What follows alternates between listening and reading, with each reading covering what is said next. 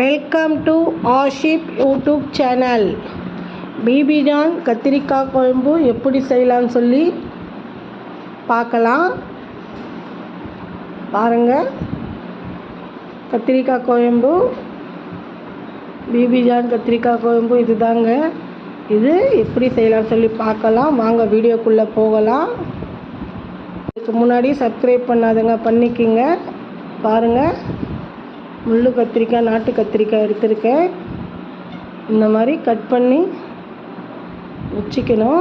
Cut பண்ணி check பண்ணி பாருங்கள், கத்திரிக்காய் சத்தம் இல்லாமல் இந்த மாதிரி கட் பண்ணி எடுத்துக்கணும். மசாலா அப்போ தான் உள்ளே போகும்.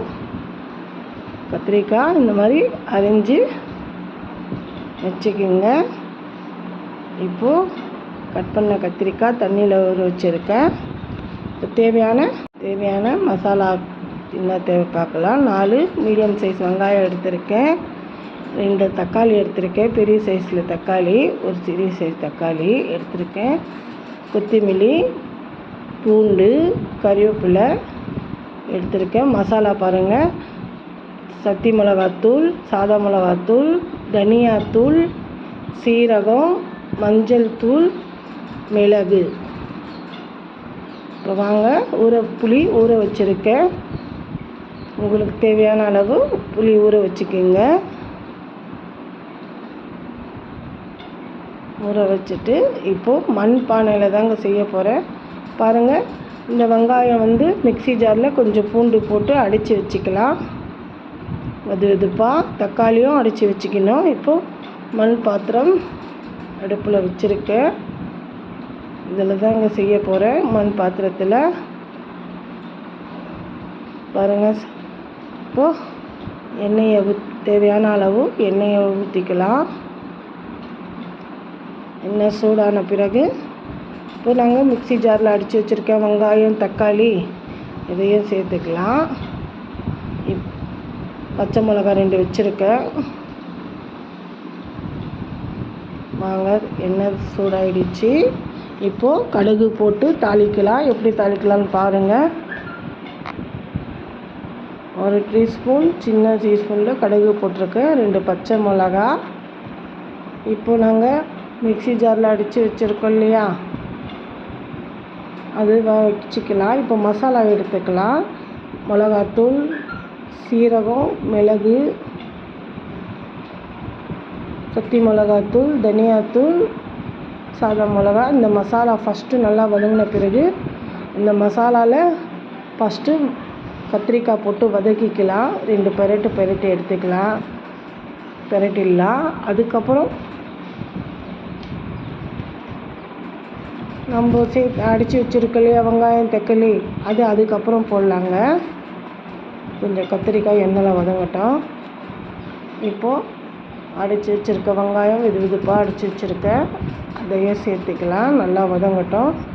பூண்டும் சேர்த்துக்கலாம், கறிவேப்பிலை, இந்த 3ஐயும் இப்போது அந்த எண்ணெயிலேயே வதக்கலாம்.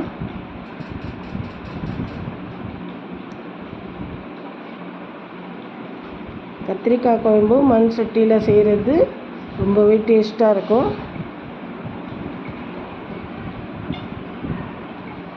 பாருங்கள், இந்த மசாலா நல்லா வதங்கின பிறகு இப்போது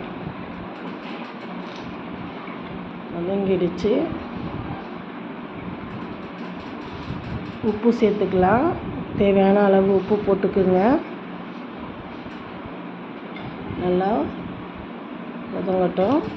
பாருங்கள், மசாலா வாசனை வருது, கமன்னு இருக்குதுங்க. தக்காளி அடித்து வச்சுருக்கல மிக்ஸி ஜாரில், இந்த தக்காளி சேர்த்து அதையும் சேர்த்து வதக்கிடலாம்.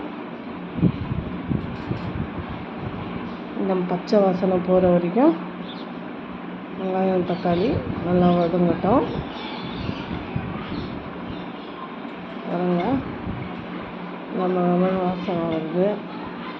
நல்லா வதங்கிடுச்சு, பச்சை வாசனை போயிடுச்சு. இப்போ நம்ம கரைச்சி வச்சுருக்க புளியை சேர்த்துக்கலாம்.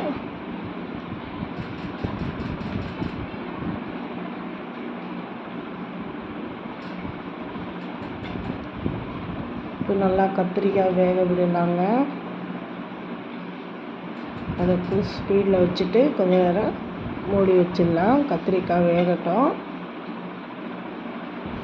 பாருங்கள், ஸ்பீடில் வச்சுருக்கேன். நல்லா வெந்துடுச்சு கத்திரிக்காய்.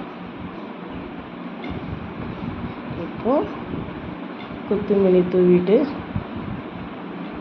ரெடி ஆகிடுச்சு குழம்பு. பாருங்கள், பிபி ஜான் கத்திரிக்காய் குழம்பு எப்படி இருக்குது பாருங்கள். செம்மையாக இருக்குதுங்க. கமன்னு இருக்குது வாசனை. சப்ஸ்கிரைப் பண்ணிங்க. Bye friends.